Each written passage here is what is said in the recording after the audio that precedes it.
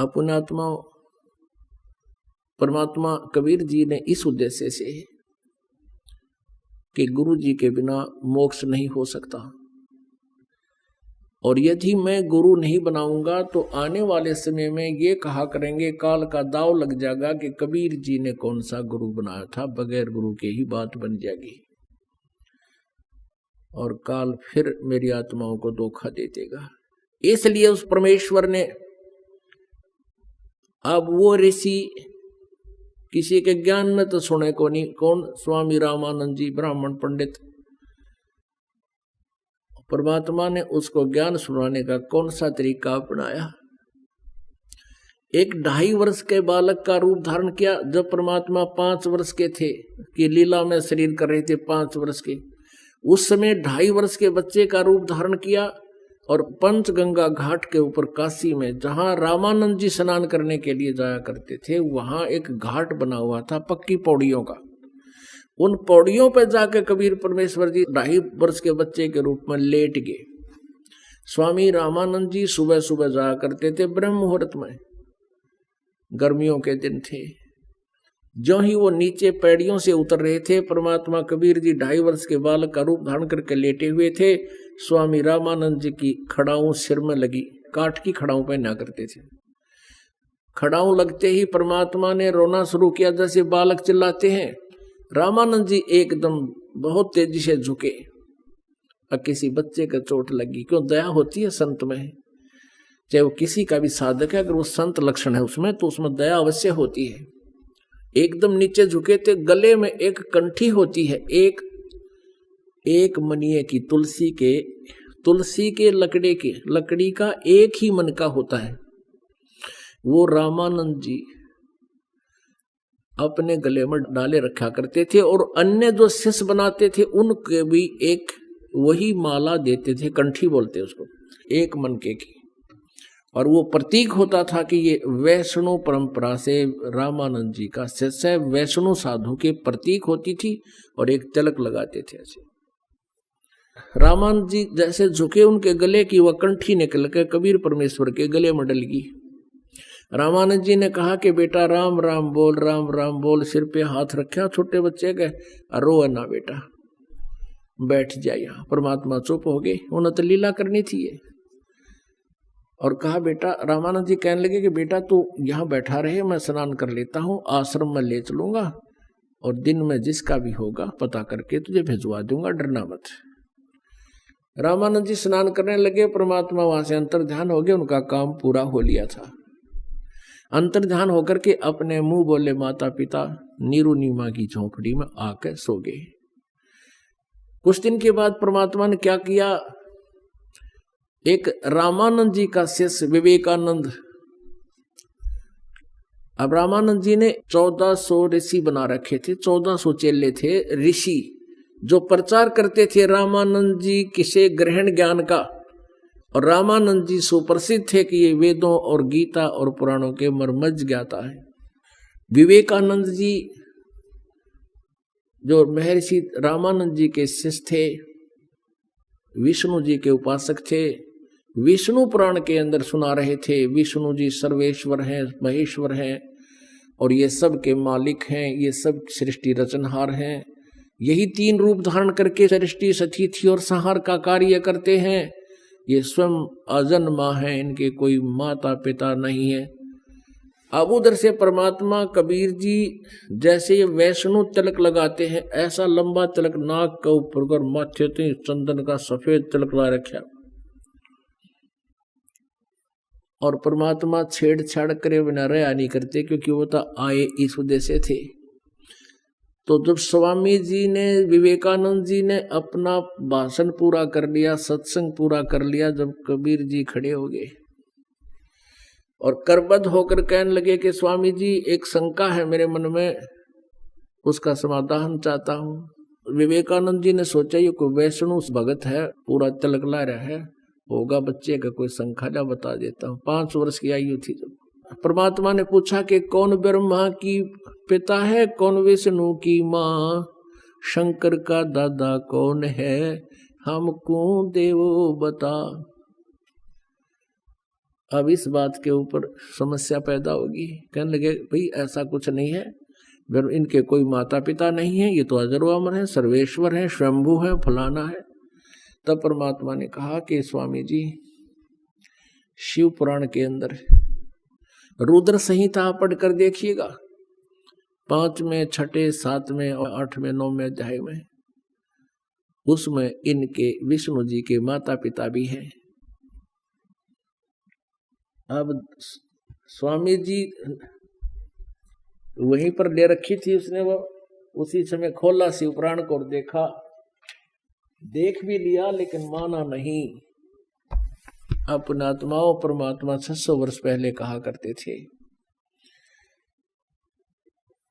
कि 3 पुत्र अष्टंगी जाए, ब्रह्मा विष्णु शिव नाम धराए। माँ अष्टंगी पिता निरंजन, ये जम दारुण वंशन अंजन। के ब्रह्मा विष्णु महेश के माता पिता ये काल सदा काल रूपी ब्रह्म, ज्योति निरंजन भी कहते हैं, और दुर्गा इनकी माता है। ये देखिएगा शिव पुराण। संक्षिप्त शिव पुराण, सचित्र मोटा टाइप, केवल हिंदी। गीता प्रेस गोरखपुर से प्रकाशित है। इसके संपादक कौन है? ये सारा विवरण इसलिए दिया जाता है कि किसी का शंका ना हो जाए कि कौन सी शिव पुराण है, कहाँ से आ रही है। संपादक हनुमान प्रसाद पोदार और प्रकाशक में मुद्रक हैं गीता प्रेस गोरखपुर, गोविंद भवन कार्यालय कोलकाता का संस्थान। अब देखिएगा ये रुद्र संहिता अध्याय नंबर 5 हम नीचे देखेंगे, पृष्ठ नंबर 98 से,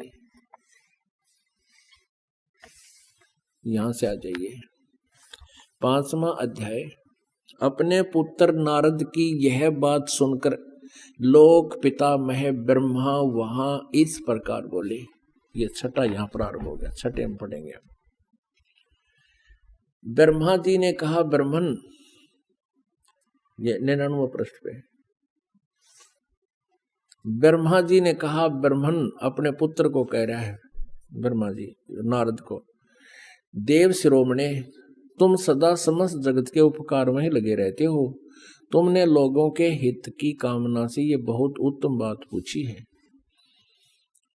नारद ने पूछा था कि इनकी सृष्टि कैसे हुई सारे संसार की, तो ब्रह्मा जी बता रहा, जिसमें समस्त चराचर जगत नष्ट हो गया था, सर्वत्र केवल अंधकार ही अंधकार था, न सूर्य दिखते थे न चंद्रमा, अन्य ग्रहों और नक्षत्रों का भी कोई पता नहीं था, न दिन होता था न रात, अग्निवायु कुछ भी नहीं था, सता नहीं थी। उसमें तत् सद्ब्रह्म, इस श्रुति में जो सत सुना जाता है वो एकमात्र शेष था। अब आगे देखिएगा 100 पृष्ठ पे। जिस परब्रह्म के विषय में ज्ञान और अज्ञान पूर्ण उक्तियों द्वारा इस प्रकार विकल्प किए जाते हैं, उसने कुछ काल के बाद द्वितीय की इच्छा प्रकट की। उसके भीतर एक से अनेक होने का संकल्प उदित हुआ। उस निराकार परमात्मा ने अपनी लीला शक्ति से अपने लिए मूर्ति यानी आकार की कल्पना की। मूर्ति माने आकार। जो वह मूर्ति रहित परम ब्रह्म है, उसकी मूर्ति यानी उसका साकार स्वरूप भगवान सदाशिव है। अर्वाचीन और प्राचीन विद्वान उन्हीं को ईश्वर कहते हैं। उस समय एकाकी रहकर स्वेच्छानुसार विहार करने वाले उन सदाशिव ने अपने विग्रह से स्वयं ही एक स्वरूप भूता शक्ति की सृष्टि की, जो उनके अपने श्रीअंग से कभी अलग होने वाली नहीं थी। उस पराशक्ति को प्रधान प्रकृति गुणवती माया बुद्धि तत्व की जननी और विकार रहित बताया गया है। ये काल के शरीर से निकाली थी परमात्मा ने। परमात्मा ने ब्रह्मा जी को कुछ ज्ञान बताया था, उसी ज्ञान के सुने सुनाए को ये ऐसे बता रहा। वह शक्ति अंबिका कही गई है। उसी को प्रकृति सर्वेश्वरी त्रिदेव जननी नित्य और मूल कारण भी कहते हैं। त्रिदेव जननी ब्रह्मा विष्णु महेश की माता, सदाशिव द्वारा प्रकट की गई उस शक्ति के 8 भुजाएं हैं। ये दुर्गा है, स्पष्ट हुई। इसको प्रकृति भी कहते हैं, ये भी ध्यान रखना। ये आपके गीता जी में काम आओगा, जो ब्रह्मा विष्णु महेश की उत्पत्ति कोड वर्डों में लिखी हुई आपको दिखाएंगे। नाना प्रकार के आभूषण उसके श्री अंग की शोभा बढ़ाते हैं, दुर्गा की महिमा है। वह देवी नाना प्रकार की गतियों से संपन्न और अनेक प्रकार के अस्त्र शस्त्र धारण करती है। एकाकिनी होकर भी वह माया संयोग वसात अनेक हो जाती है। यानी इसने ही 3 रूप बनाए थे, श्यावत्री, लक्ष्मी और पार्वती के, और एक एक पुत्र से उनका ब्याह कर दिया था। ये भी स्पष्ट है इसमें। एकाकिनी होकर भी वह माया संयोग वसात अनेक हो जाती है। वे जो सदाशिव हैं, इस काल के बारे में कहा है, उन्हें परम पुरुष, ईश्वर, शिव शंभु और महेश्वर कहते हैं।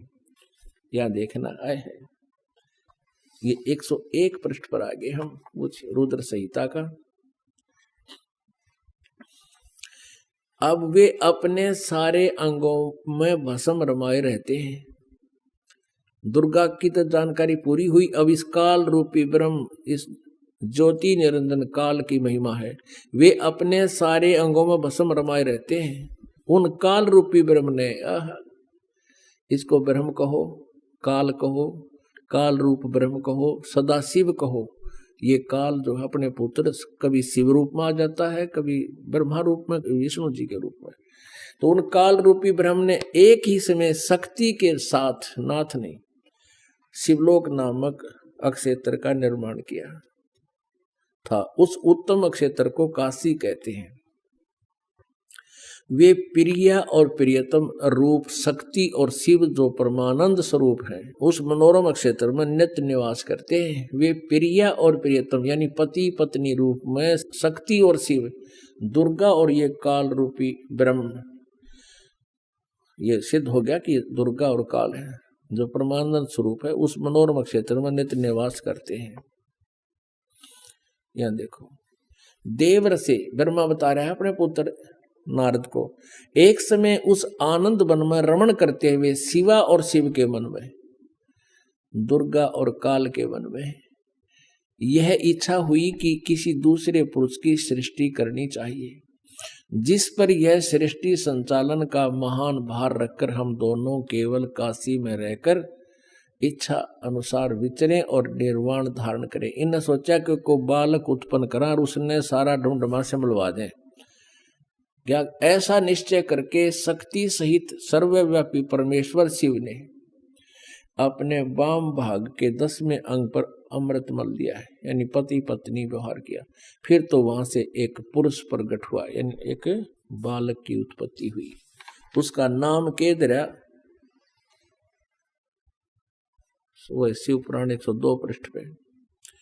शिव ने कहा, इस काल ने कहा कि वत्स बेटा, व्यापक होने के कारण तुम्हारा विष्णु नाम विख्यात हो। अब ये हो गया 6ठा अध्याय यहाँ समाप्त। अब 7वें में क्या कहता है ब्रह्मा जी? ब्रह्मा जी कहते हैं देवर से, यानी नारद जी, तत्पश्चात कल्याणकारी परमेश्वर सांब सदाशिव ने पूर्ववत प्रयत्न करके जैसे विष्णु पैदा किया, मुझे भी अपने दैन्य अंग से उत्पन्न किया। अपनात्माओं, यहाँ इस शिव पुराण के अनुवादकर्ता ने यहाँ तक गड़बड़ कर दी कि भाई शिव जी से शिव की उत्पत्ति कैसे लिखूं, गोलमोल कर दिया। अब देखो, कहते हैं सच्चाई छुप नहीं सकती।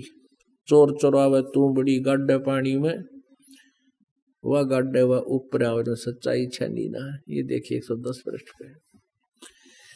अब 9वां अध्याय के लास्ट में लिखा कि इस प्रकार ब्रह्मा, विष्णु और रुद्र, इन 3 देवताओं में गुण है परंतु शिव गुणातीत माने गए। ब्रह्मा, विष्णु और शंकर, रुद्र कहो चाहे शंकर कहो, शिव